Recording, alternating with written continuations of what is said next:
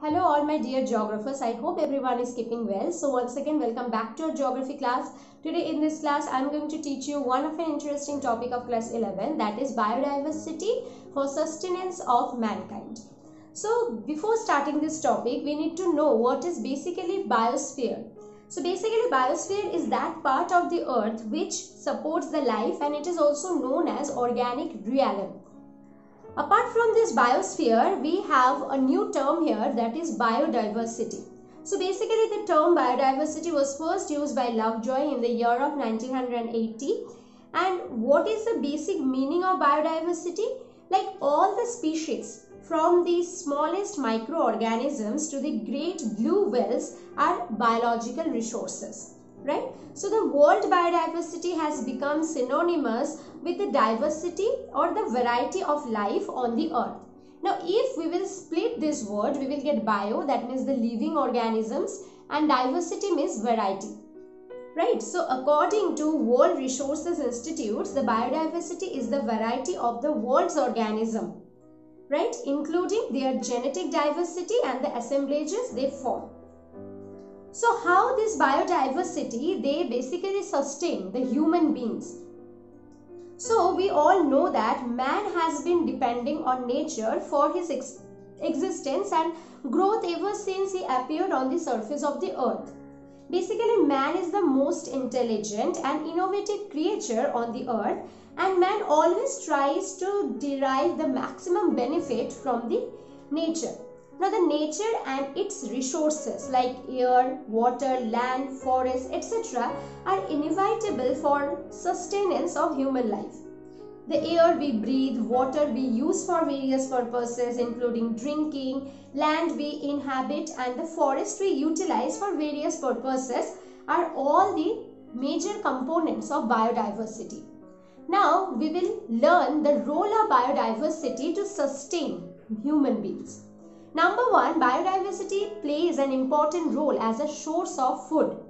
Because we all know biodiversity contains a large number of plants as well as animals. So human beings, they basically depend on for their food on plants and animals, right? So we use the food crops like wheat, rice, maize, pulses, millets, vegetable, etc. These plants provide us carbohydrates, protein, vitamins and other requirements for the growth and the maintenance of our body. Similarly, there are various kinds of animals, they provide us meat, milk, okay, and we all know that this too, basically milk, it forms an important part of our daily food. Now in the coastal region also we can find the fish.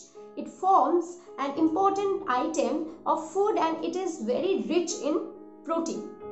So some tribal people, they still live in forest and they basically depend on the plants and animals for their food requirements. So here biodiversity is helping us. Now the second point, how biodiversity basically sustain human beings. Second point is biodiversity and medicines. So plants are basically used to extract a large number of drugs as well as medicines. So certain animal products are also used for preparing the medicines, and biological diversity, or you can say biodiversity, provides the basic raw materials to the pharmacist who can identify and prepare new drugs from the plants and animals. So there are different kinds of plants you may know, like opium, then there is wild yams, pineapple. All of these are basically used to make the medicines or to prepare the medicines. Now the third point, which is very important, the pollution control. Now the rapidly increasing population and the growth of urbanization, these two are positively linked to each other. Okay, and industrialization is also there.